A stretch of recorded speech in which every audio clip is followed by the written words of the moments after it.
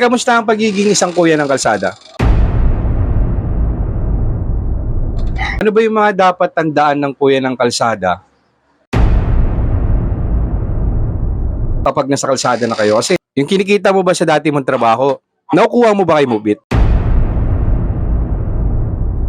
bilang rider? Magkano ba ang kinikita ng isang full-time rider ng Mubit? Anong may papayo mo sa mga nagbabalak pa lang mag-apply o kaya yung mga planong i-part-time lang si Mubit?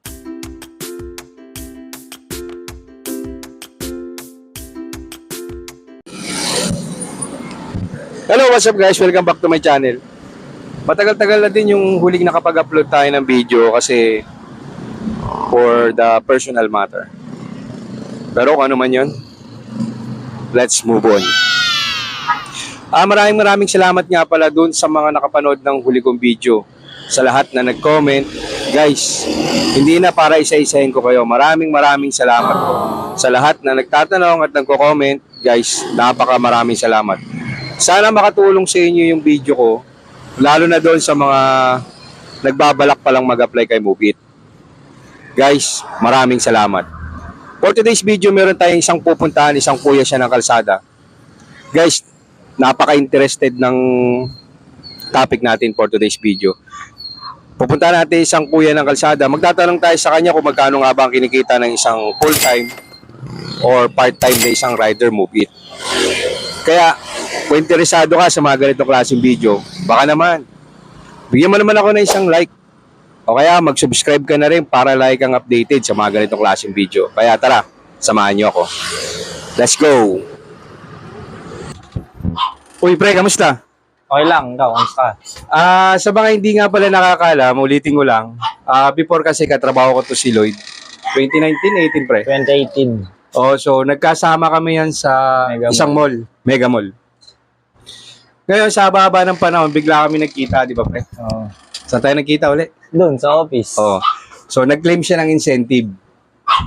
Bali naka-target kasi siya ng incentive natin. Kaya nakakuha siya. Ngayon, pre, kamusta ang pagiging isang kuya ng kalsada? Yung pagiging kuya ng kalsada sa Mubit, okay naman siya. Nakakabuhay ng pamilya yan. Siyempre, nandyan din minsan yung mga customer natin. Siyempre, iba-iba ugali niyan. Kaya nga eh. May mga masusungit. Pero the rest naman, masaya. Masaya talaga maging kuya ng kalsada. Kasi madami ka nakakahalubilo mga ibang tao. So, ibig sabihin, nag-enjoy ka Oo, nag-enjoy sa ako. ganitong klaseng trabaho kay Oo, Mubit? nakakagala. Okay. Ito pa pre, bali tanong ko na rin. Ano ba yung mga dapat tandaan ng kuya ng kalsada kapag nasa kalsada na kayo? Kasi, di ba marami nagsasabi pag nagmamotor ka, halos napaka-risky. Oo. So, para sa'yo, bago ka umalis ng bahay, ano yung pinapanalangin mo na wag sanang mangyari? Na yun, ingatan ako sa kalsada. Na walang mangyaring masama. Siyempre, makauwi ulit ng buo sa pamilya. Tama. Yun. Tapos, wala ko. Big. May kuya ng kalsada. Guys, take two. Kasi syempre, di natin baka ninervous si Lloyd eh. So, kakaroon tayong take two. Bilang kuya ng kalsada, ano yung ayaw mong mangyari at iniiwasan mo bago ka umalis ng bahay? Yun. Una-una sa lahat, siyempre, mag-pray tayo kay God na ingatan tayo sa kalsada. Na makauwi tayo ng buo sa ating pamilya. Yun. Tama. Okay. Ito yung pinaka-dahilan ko. Kasi ito, may nag-comment sa atin. Hindi na para isa-isahin kung sino kayo nag-comment. Guys, ito, masasagot yung tanong nyo. Regarding kay Mubit. Ito pre, may nagtanong kasi sa akin sa comment section ko.